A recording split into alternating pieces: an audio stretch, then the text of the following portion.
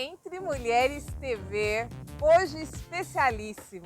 Nós estamos aqui no espaço do Palacete, em Ribeirão Preto, e o nosso entrevistado, ele, jornalista, com uma história aqui em Ribeirão marcada por grandes matérias, hoje você vai amar, além de conhecer esse espaço lindo aqui no centro de Ribeirão Preto. Você vai, além de conhecer o Palacete, participar de uma entrevista e também, além de muito interessante, você já sabe que aqui no Entre Mulheres TV você vai ter dicas,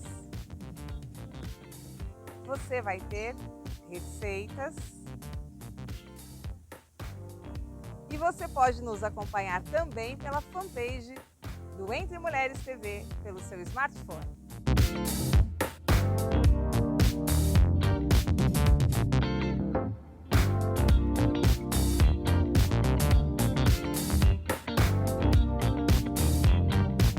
E atenção que a nossa entrevista, o nosso entrevistado está aqui. Borda, Dani. Vamos lá?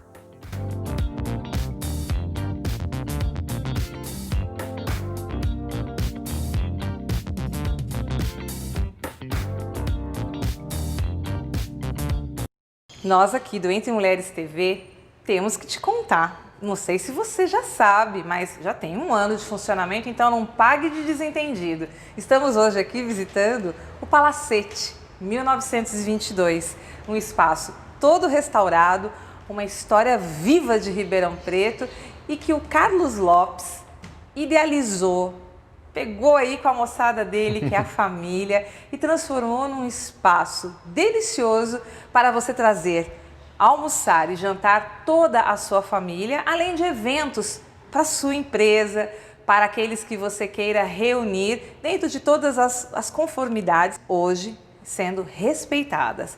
Carlos Lopes, obrigada por nos receber. Aqui nós temos uma gastronomia regional contemporânea. Olha que diferente. O nosso projeto foi contar a história de Ribeirão Preto através da gastronomia. Então a gente utiliza os ingredientes que eram utilizados na década de 20, não é? Só que numa leitura atual, não é? Então esse é o objetivo. Cada prato conta um pedaço da história de Ribeirão Preto. E sim, em relação ao que vocês trouxeram para o paladar, essa gastronomia regional contemporânea, quais são os destaques que vocês têm no cardápio? Olha, nós temos alguns cortes de carne que não são comuns, né? Por exemplo, a gente tem o estinco, né? O estinco é a canela do porco, não é? Porque na época era o porco, o frango, né? E o boi eram os animais que conviviam aqui na região, não é? Então é um prato que faz muito sucesso, né? Nós temos, por exemplo, uma entrada que é o Sertão Desconhecido, porque Ribeirão Preto, antes de se formar cidade, a primeira referência que teve era Sertão Desconhecido. Olha que interessante! Né? Então, o nome dessa entrada é um pão artesanal que é feito aqui na casa, não é? Com os ingredientes da época e também com manteiga feita aqui na própria casa. Além disso, também as pessoas encontram as bebidas tradicionais do hoje, né? A cervejinha gelada, né? O refrigerante. E também para quem gosta do paladar do vinho, de algum outro tipo de bebida, vocês também servem isso no cardápio? Nós temos uma carta de vinho, né? E a gente, por exemplo, nós temos sucos, né? Mas a gente não tem uma carta diversificada de suco, porque o nosso suco é feito da própria fruta na hora. É um passeio para toda a família e é delicioso porque você saboreia realmente comidas deliciosas. Carlos, para as pessoas também saberem, é um espaço que você também abre para eventos, não é isso? Até quantas pessoas você pode receber aqui? Isso, a gente comporta confortavelmente até 50, 60 pessoas.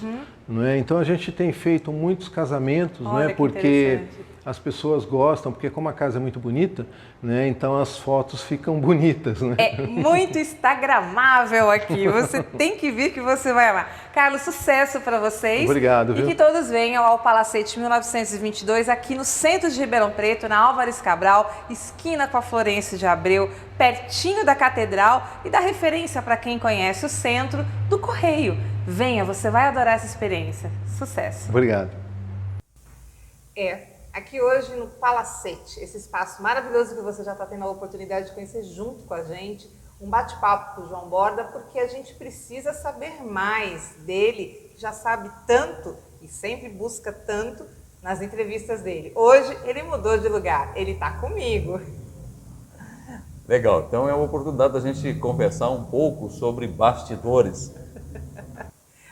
Olha, para você que está nos acompanhando, nós estamos na web. Você pode pegar o seu smartphone e acompanhar tudo que a gente está falando aqui, esse bate-papo, pela web, pelo Facebook do Entre Mulheres TV. Corre lá, vem com a gente. Bom, de jornalista já não basta. Vai se metendo num monte de outras coisas, porque é fuçado mesmo e nós gostamos de conversar com gente fuçada assim. João Borda também escritor, já 2 livros, rodando o mundo todo. Mas o mais interessante, que talvez você ainda não saiba, é que de escritor já mudou para também uma lateral do processo, que é o editor, com editora própria, agora também disponível para ajudar quem escreve. Vamos pensar, Borda, qual é o grande desafio ou os desafios do escritor no Brasil? Bom, parece até clichê quando a gente pensa que o brasileiro não gosta de ler, que o brasileiro lê pouco. De fato, a gente gostaria que esses números de leitores fossem maior, né? Nós tivéssemos mais leitores no Brasil. De qualquer forma, o livro continua muito presente na vida das pessoas e essa pandemia deixou muito claro que o livro, apesar de todas as dificuldades, foi muito comprado, o livro foi muito disputado e as pessoas, mais do que nunca, leram bastante. Eu já pensava há muito tempo em me arriscar na vida literária.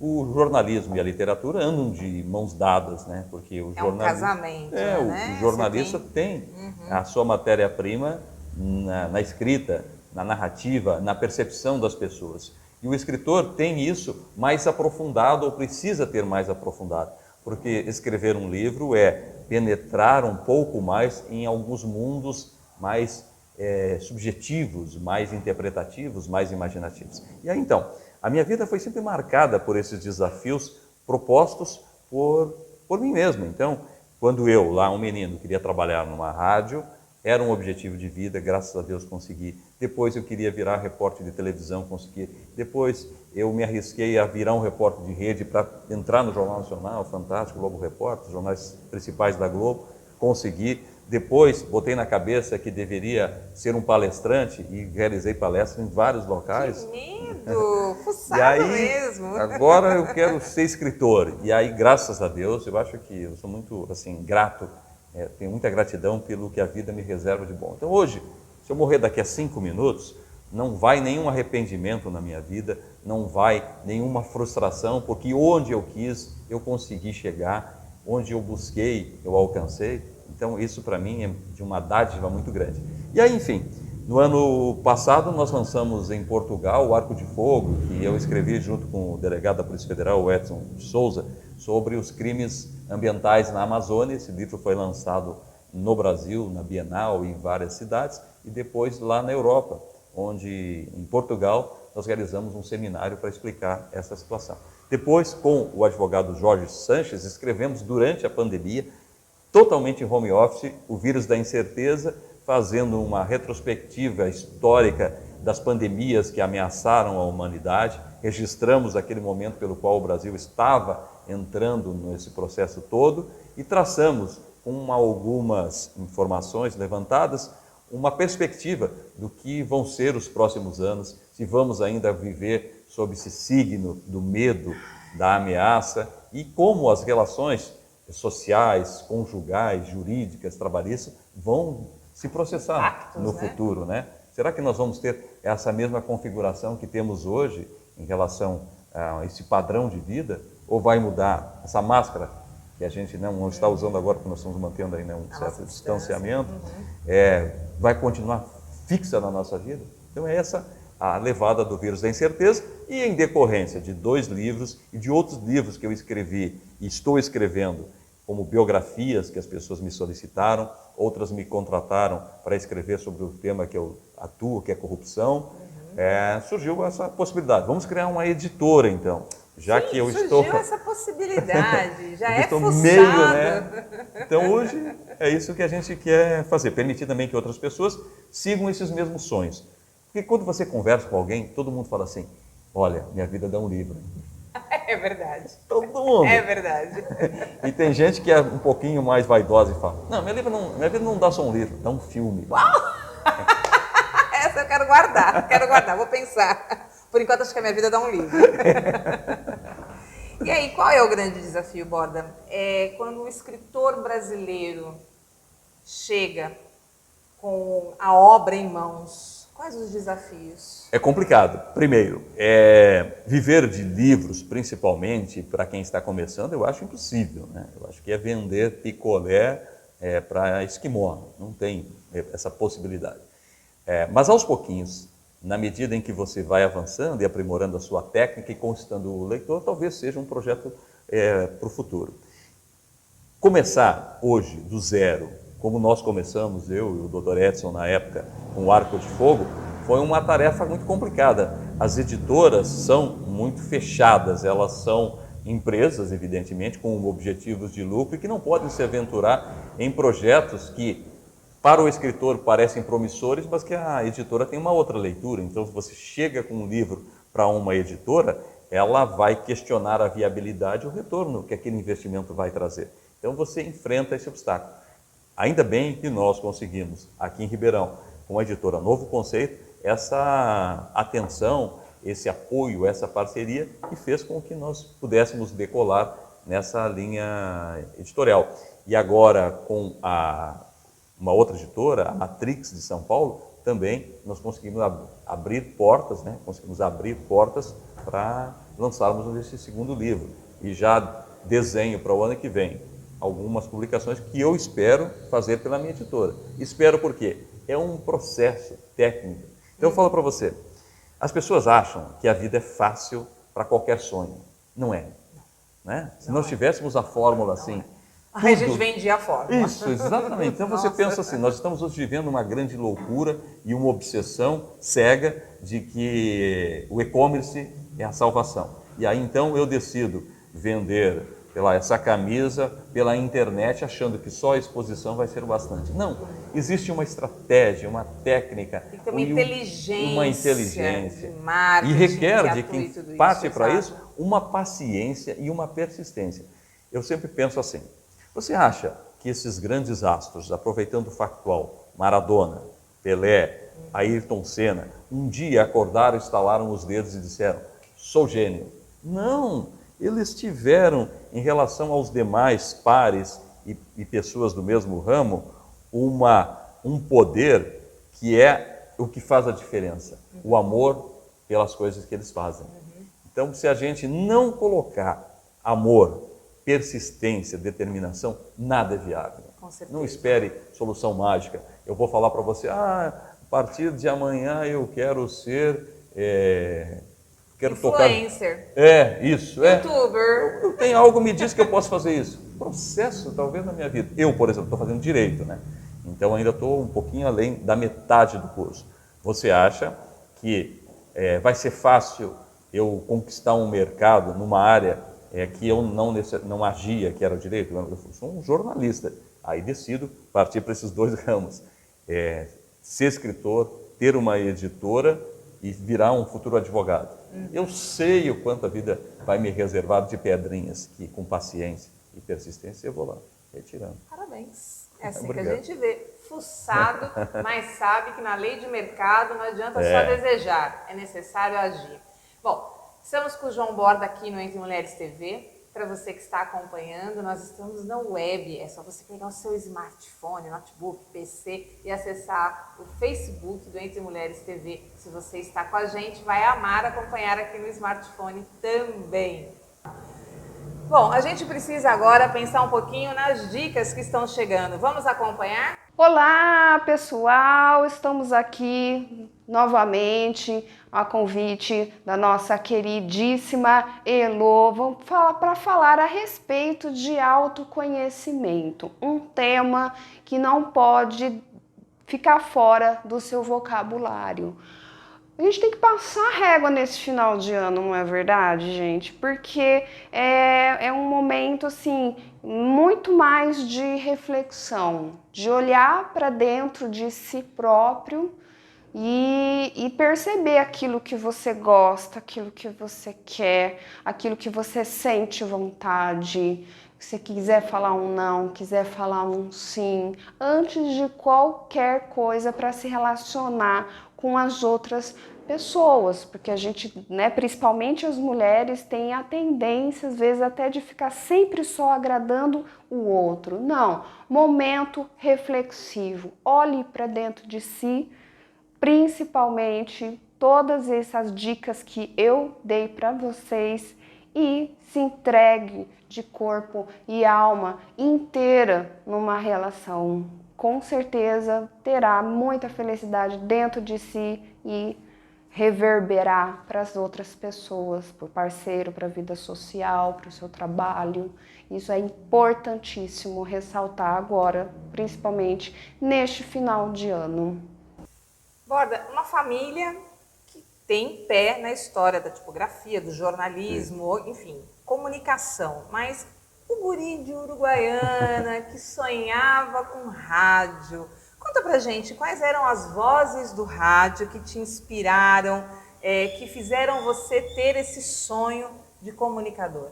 Bom, como você falou, a minha família já tinha uma tradição lá em Uruguaiana, na fronteira do Brasil com a Argentina, em relação ao jornalismo. Meu pai colocou na época um jornal em sistema tipográfico, uma coisa muito rudimentar, meio parecido com o que Gutenberg começou lá nos primórdios, mas era um excelente jornal. Meu pai tinha uma visão muito futurista e nós, os filhos, convivemos com aquilo. Então, precocemente, aos 5 anos de idade, eu já vivia dentro de uma gráfica, dentro de um ambiente, de um jornal. Mas o meu objetivo, a minha vontade era rádio, trabalhar em rádio. E aos 10 anos, mais ou menos, eu escutava as rádios, ouvia aquelas vozes com aquele padrão sofisticado para a época, né?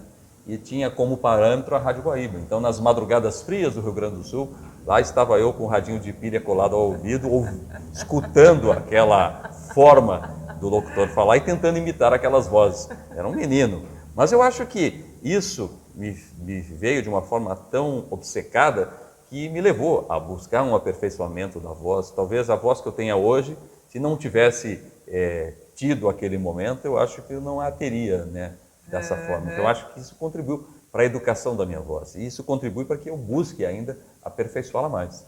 E essa questão da voz e a busca, né, por inspiração, você se lembra de locutores, de comunicadores que você olhava e pensava assim, haha, quero ser, ou quero ter, né? Pode ser a ideia, né? Não é ser porque queria estar no lugar, mas ter porque ali estava um carisma, estava uma marca de voz. Tem alguém? Tem inspiração? Tem, olha só. Então, eu escutava os locutores da Rádio Guaíba, lá do Rio Grande do Sul, à noite. Então, eram vários. Mas, depois, eu tinha um pouquinho mais, uns 11 anos, 12 anos, eu assistia o Cid Moreira no Jornal Nacional. E aí você vê como é que a vida nos contempla com alguma surpresa. Aí eu fui fazer um estágio na Globo do Rio, para virar repórter de rede, para poder entrar no Jornal Nacional. E lá estava eu, fiquei 2 meses na Globo, quando eu ouço a voz que parecia um trovão.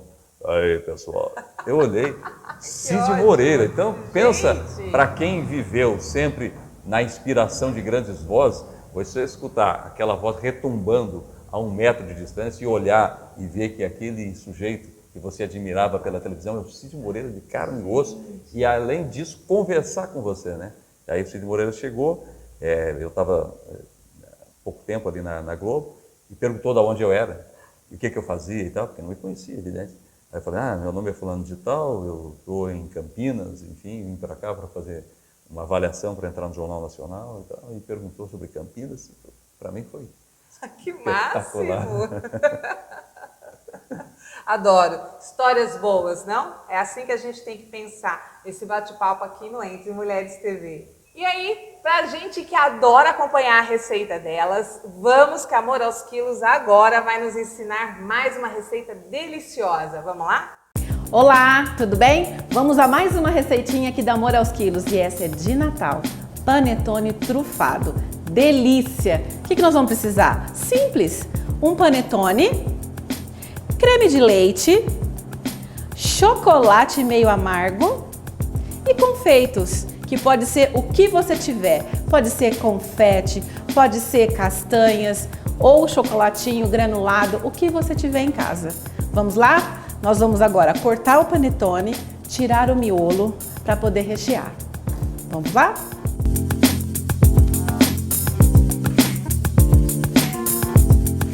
É isso. Agora, nós vamos fazer a ganache. O que é ganache? Chocolate com creme de leite. Só isso, mais nada, chocolate com creme de leite. Nós vamos levar ao micro-ondas de 30 em 30 segundos, mexendo, ok? Depois do micro-ondas de 30 em 30 segundos, olha a nossa ganache, o nosso recheio do panetone trufado. Ai, gente, que coisa melhor que isso? E agora vamos rechear? Olha só, põe a criançada para se divertir. Ó, que delícia. Sem segredo. E não pensa que aquela parte do panetone vai se desperdiçar não, viu? Você põe aqui. Você põe a parte aqui do panetone, ó. Aperta para ele ficar bem rechonchudo.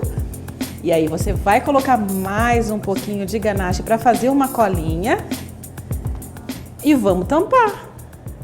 Acabou? Não, não acabou. O que nós vamos fazer? Vamos cobrir, né? Nossa, nada melhor do que chocolate. Olha que delícia. A nossa cobertura. Cobertura do panetone trufado. E agora você usa a criatividade e coloca o que você gosta, tá? Aqui nós temos castanha de caju quebradinha. Nós temos crumbles de chocolate, que você põe quanto quiser. E a cerejinha da receita. Quer coisa melhor que isso? Deu vontade? Ficou com vontade? Chama na Amor aos Quilos que a gente faz pra vocês, tá bom? Beijo, Elô! Eu amo, meninas. Beijo pra vocês, como sempre, receitas deliciosas. Bate-bola! Bom dia, Brasil! Me lembro das entradas ao vivo que nós fazíamos sempre entre vários repórteres distribuídos por várias regiões do Brasil e aquilo era muito legal, sempre foi muito movimentado. Globo Rural. O Globo Rural era interessante para mostrarmos as técnicas que eram desenvolvidas em relação a pesquisas no campo, sobretudo aqui na região de Ribeirão Preto, sobre etanol. Jornal Hoje. O Jornal Hoje foi um dos telejornais da Globo, onde eu tive assim um grande número de reportagens e elas sempre foram marcadas por essa área onde eu desenvolvi muito o meu trabalho, que é em relação à violência. Então eu lembro das matérias no Jornal Hoje em relação a assalto a carros fortes, explosão de caixa eletrônica. Jornal Nacional. Jornal Nacional eu tenho para comigo que foi muito emblemático em relação à cobertura do caso Joaquim. Nós ficamos durante um mês ou mais do que isso, fazendo reportagens diárias sobre o caso Joaquim para o Jornal Nacional. Jornal da Globo.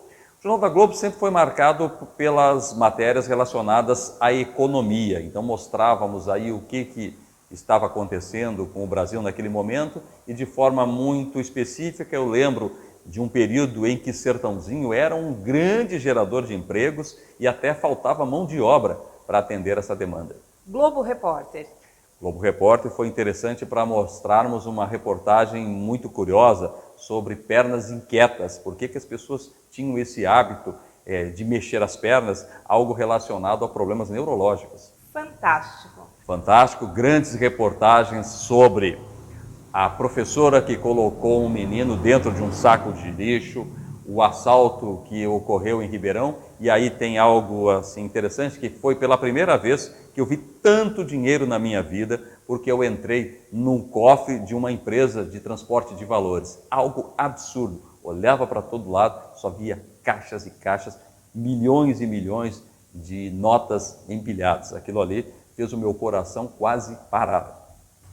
Bom, eu e o Borda estamos encantados com esse espaço que é o Palacete, que você desde já está convidadíssimo, convidadíssima para vir conhecer aqui de Ribeirão Preto.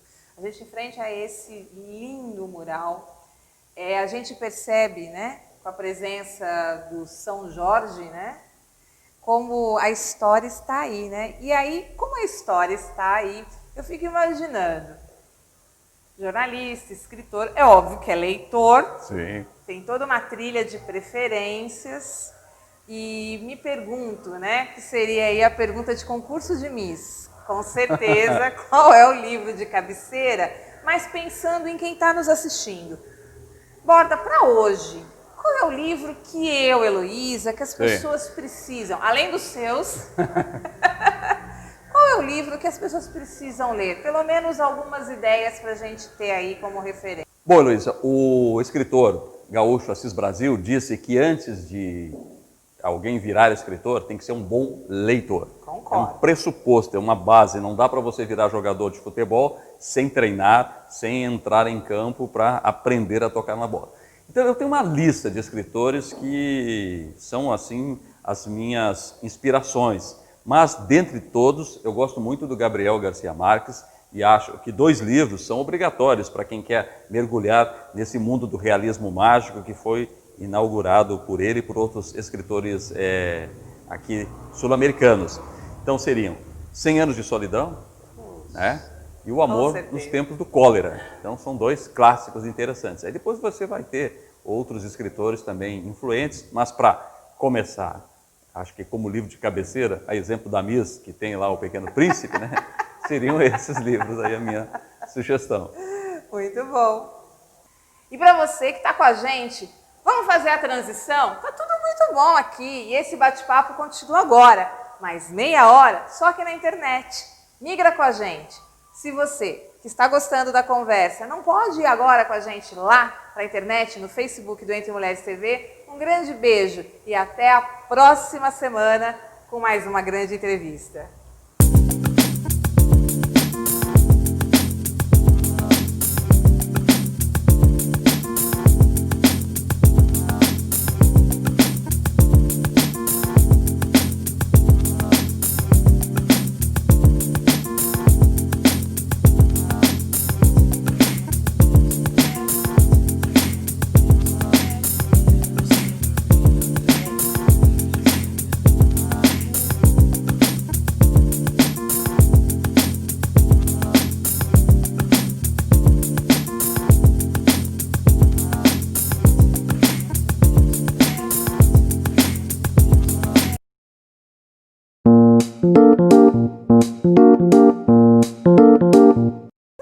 Que a gente não só faz o programa aqui na TV, para você que está conosco, nós também estamos ali na internet, no Facebook do Entre Mulheres TV. No programa oficial nós estamos ao vivo e você pode conversar com a gente lá no chat. É muito legal. Acompanhe, porque também tem muitas dinâmicas nas redes sociais e sorteios. Você vai adorar fazer parte desse canal que é o Entre Mulheres TV.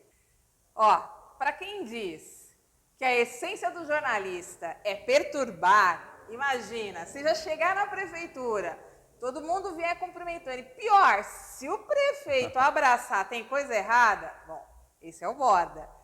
Borda, jornalismo, TV nos dias de hoje, a chegada da web, qual é o futuro disso tudo?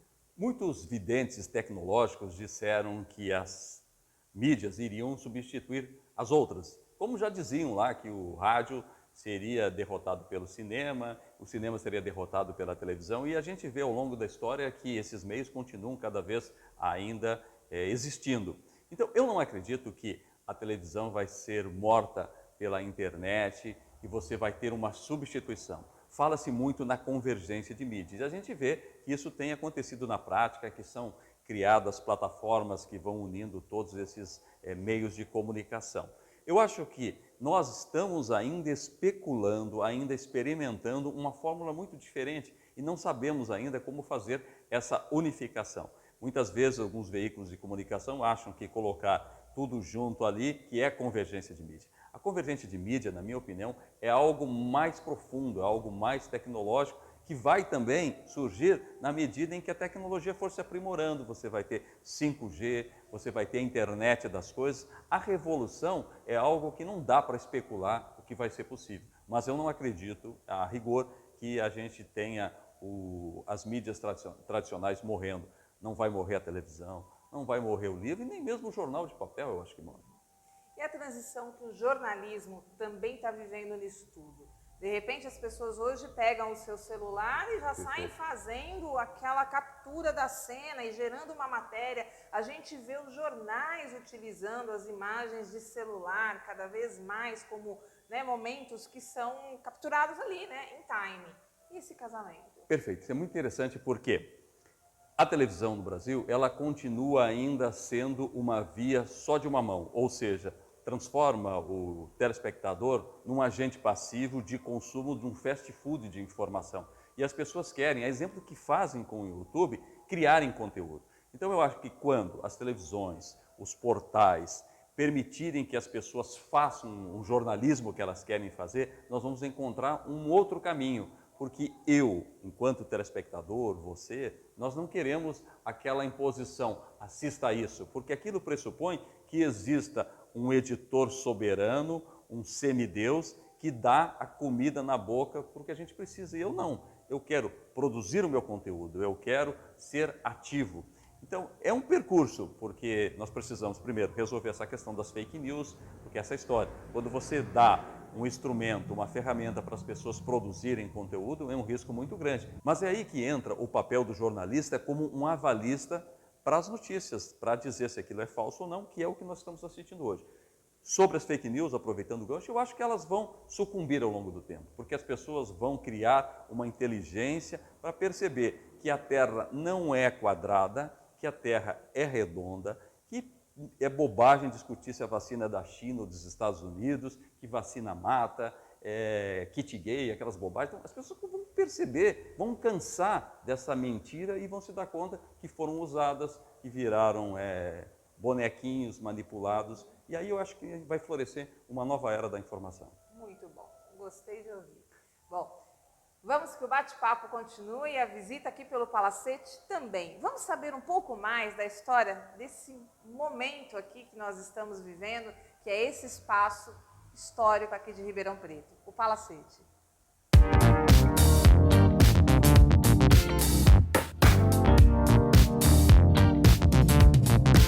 Porque a função da manutenção dos prédios históricos, não é?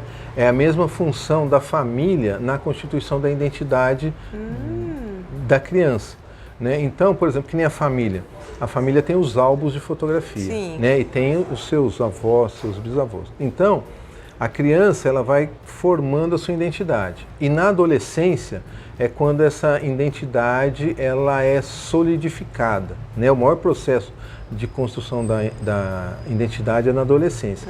E aí, o que dá sustentação e segurança para a construção da identidade é você conhecer seus antepassados, né? Então tem o álbum de família, esse aqui é seu pai, sua mãe, seu avô. Então a criança, o adolescente, ele sabe, essa é a minha família, então ele constrói a identidade dele fundamentado na sua origem.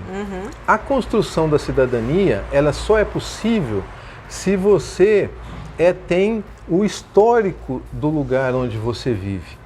Né? Então, porque vamos supor que se tudo tivesse sido derrubado e só tivesse construções novas aqui, as pessoas que estão nascendo agora, elas não têm como construir um processo de cidadania porque não tem história. Elas não se apropriam do passado. Não se apropriam do passado. Porque não tem mais não passado. Tem, então não tem como você construir. Como é que você vai dizer que você é cidadão ribeirão-pretano se a cidade nasceu junto com você? Né? Então a cultura, a história da cidade compõe a construção da sua cidadania. Então os prédios históricos, eles têm que ser mantidos porque ele tem essa função de ajudar a construir a cidadania, né? Então, por isso que tem uma função social e o poder público é responsável em manter os prédios históricos. Né? Ok. E aí a gente tem o Palacete funcionando para almoço e jantar? De quinta a domingo. Quinta a domingo. Isso. Perfeito, bacana. Bom, a gente está conhecendo a história do Palacete, que está aqui na Álvares Cabral, esquina com Florencio de Abreu. Ou o endereço é Florencio... Não, o endereço é Álvares Cabral. É Álvares Cabral, Isso. né? Um espaço maravilhoso. Palacete 1922, você tem que conhecer a história. Estou hoje com Carlos Lopes, idealizador à frente desse projeto que reformou esse espaço histórico e tornou um ambiente que é um restaurante de gastronomia regional contemporânea. Uma delícia de lugar. Vamos saber mais de como tudo começou. Me acompanhem porque hoje aqui no Entre Mulheres TV, uma matéria todinha para você de Ribeirão Preto. Conheça agora um pouco mais. Você, Carlos, conta pra gente quem você é. Bom, eu sou o Carlos Lopes, sou psicólogo, né? E eu, juntamente com a minha família, estamos à frente desse projeto, né? Que foi um desafio muito legal de ser feito, né? De restaurar um patrimônio histórico e contar um pedaço da história de Ribeirão Preto através da gastronomia. Então vamos lá, né? Vamos Quero lá. saber mais. Bom, o Palacete 1922 tem história. E dentro aqui, depois de toda a reforma que aconteceu, permitindo que a gente tenha um pedaço ribeirão pretano vivo para você trazer seus filhos para conhecer a história da cidade. Carlos, quais são aqui curiosidades que você conseguiu deixar expostas para as pessoas que vêm visitar o espaço? Olha, nós temos a planta original da casa, né? Temos a campainha da casa, né? Que na época era uma coisa muito moderna, não é? Temos alguns documentos do Jorge Lobato, né? Como notas promissórias, recibos de exportação do café através da estrada de ferro mugiana, né? Temos a conta de energia, não é? E de água, né? Que era... A conta de energia era contada pelo número de lâmpadas, né? Porque na época nem tomada tinha, porque não tinha eletrodoméstico, né? Então era só lâmpadas, né? Temos alguns móveis da época. O Jorge Lobato, ele engarrafava água mineral palmital, então nós temos algumas garrafas e temos também no jardim a maquininha, onde ele punha a tampinha na garrafa de água, né? Que era uma maquininha manual, né? De se colocar a tampinha, né? Além de outros objetos, né, e outros móveis aqui referentes à casa, à história aqui da cidade. Né? Olha, que experiência única. Se você ainda não teve a curiosidade ou às vezes passa nessa correria do dia a dia despercebido, além de aqui ser um ambiente delicioso, porque é um restaurante com gastronomia regional contemporânea, né? Você vai adorar, porque é um espaço histórico. Então aqui tem pedaços da história de Ribeirão, um museu, um mini museu, para as pessoas virem visitar. Venha prestigiar e aprender mais com a história, inclusive do Carlos Lopes, para você se inspirar. Quantos espaços ainda aqui em Ribeirão, né, Carlos, que poderiam ser, assim como vocês fizeram, restaurados e tornados espaços para visitas, dentro de uma proposta comercial sustentável. Claro, sustentável, Parabéns, isso que é importante. Obrigado. Venha, você vai gostar. E pensar que em Ribeirão Preto, uma iniciativa como essa, tão linda, né? Então esse palacete é de 1922, 50. Jorge Lobato, Interessante, primo do não? Monteiro Lobato. Dizem que o Monteiro Lobato esteve por aqui já. Olha que lindo, né? E esse estilo, A ele cultura foi... da arquitetura, né? Paramos de copiar. Isso, marcou o rompimento do Brasil com o modelo europeu. Aí o Brasil pensou, que legal. vamos criar o nosso estilo. Que lugar para visitar, não? Muito bonito. Bom, imagina alguém que já carrega no currículo ciências sociais, jornalismo, direito, para tudo e conta de onde você veio, né, nascimento, passou por lugares e chegou em Ribeirão Preto. Como é que Ribeirão Preto te recebeu, Borda? Conta pra gente essa sua trajetória. Então, eu rodei um pouco do Brasil. Depois que eu saí da minha terra, lá em Uruguaiana, passei por outros lugares, fiquei um tempo no Rio, um tempo em São Paulo e baseado em Campinas. E de Campinas eu vim então aqui para Ribeirão. Eu sempre fui muito bem acolhido em Ribeirão. Tenho grandes amigos aqui, tenho por essa terra uma gratidão e uma relação muito próxima. Eu acho que aqui eu ganhei muita credibilidade e respeito pelo meu trabalho. Que bom que Ribeirão te recebeu bem, né? É isso que é importante. E aí a gente vai vendo que na história toda, todos nós somos confluência da nossa origem, da cultura, né? De como a gente interage com tudo isso. Borda, avó paraguaia, avô argentino, aí você, pai de 3 filhos, 2 meninos, 1 menina.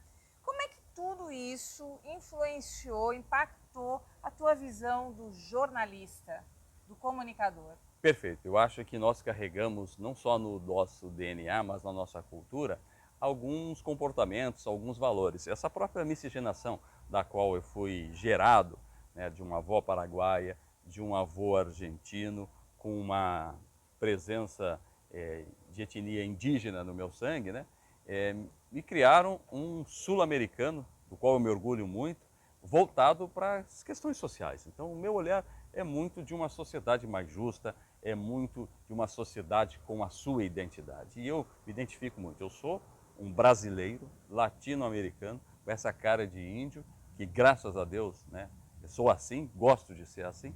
Em relação aos meus filhos, eu procurei também passar essa transmissão, de valorizar a nossa origem, porque por mais que o tempo nos permita avançar para o futuro, é lá no passado que estão as nossas raízes, é de lá que a gente bebe a essência para esse temperamento, para essa índole, para esses padrões éticos que a gente vai ter ao longo da vida. Determinantes. Isso é muito inteligente, né? Quando a gente aceita que a gente não nasceu pronto, que a gente se constitui e mais do que isso, a gente honra, né? Eu acho, Heloísa, que de todos os defeitos que eu tenho, que são muitos, mas eu exalto uma qualidade inegociável que me identifica muito. Eu sou um sujeito com a capacidade incomensurável de aprender e acho que isso me trouxe até aqui. Isso se resume em humildade, aprender com os outros, nunca se sentir pronto, porque quando você diz eu sou bom, eu sou o cara, é o princípio de afundar. Aí é você caindo no abismo. Então, hoje, se você perguntar para mim, como jornalista, muito para aprender. Como escritor nem se fala e como ser humano, mais ainda. João Borda, no Entre Mulheres TV. Você amando, mas agora está na hora da gente ir se despedindo e eu quero te convidar para a gente almoçar. Vamos almoçar? Porque aqui no Palacete tem refeições, almoço e janta e a gente agora vai saborear. Bora? Ótimo, muito obrigado. Foi um prazer conversar contigo. Um prazer. Adorei.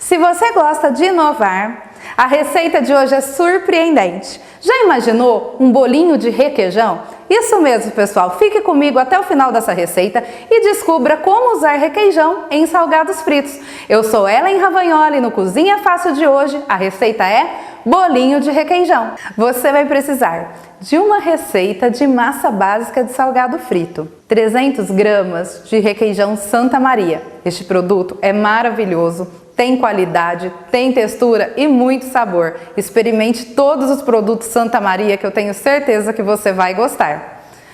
Farinha de rosca, água e farinha de trigo. E se você não sabe fazer a massa básica de salgado frito, clique aqui no nosso vídeo, que nós já gravamos especial para você. Faça pequenas porções com o requeijão e leve para congelar. Retire do freezer, pegue uma porção da massa, abra a massa na mão,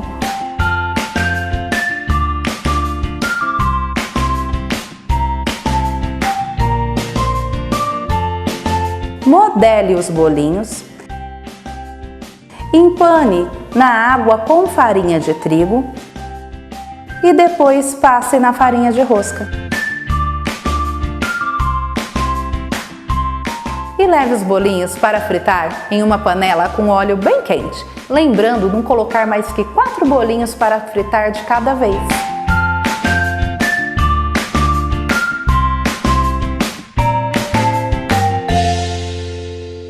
E todo bolinho de queijo combina com algum molho especial. Hoje, o molho que eu vou servir é um molho de goiabada com pimenta. Ficou curioso? Quer aprender a fazer esse molho? Ative o sininho de notificação. Esse vai ser o nosso próximo vídeo para que você possa ganhar muito mais dinheiro nas suas vendas de salgado e fazer da sua cozinha um verdadeiro sucesso. E se você ainda não me segue nas minhas redes sociais, vai lá no Instagram, Cozinha Fácil Ellen. Tem algumas publicações, algumas dicas de cozinha para você. E no Facebook você pode participar, isso mesmo. Eu tenho um grupo especial Cozinha Fácil com Ellen Ravagnoli e nele você pode participar trocando receitas, pedindo receitas e deixando suas dicas também para o nosso vídeo. Esse é o Cozinha Fácil com Ellen Ravagnoli. Até a próxima receita!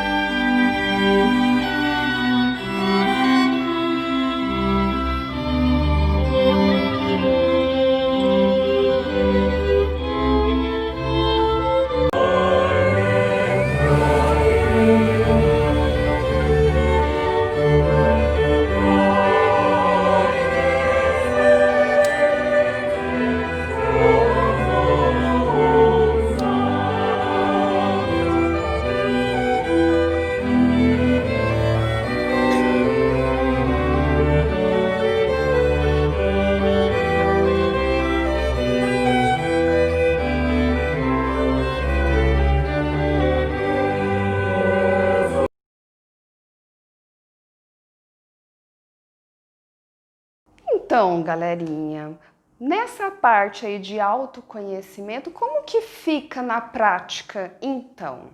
O que euzinha Ellen Ferroni indica para vocês?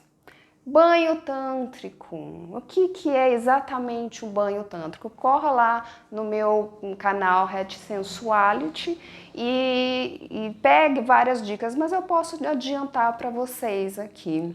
Mulherada, ou casal, ou só homem, comece a se empoderar nesse banho tântrico com velas aromáticas, para decorar o ambiente, com sabonetes, tocando o próprio corpo, sentindo cada pedacinho.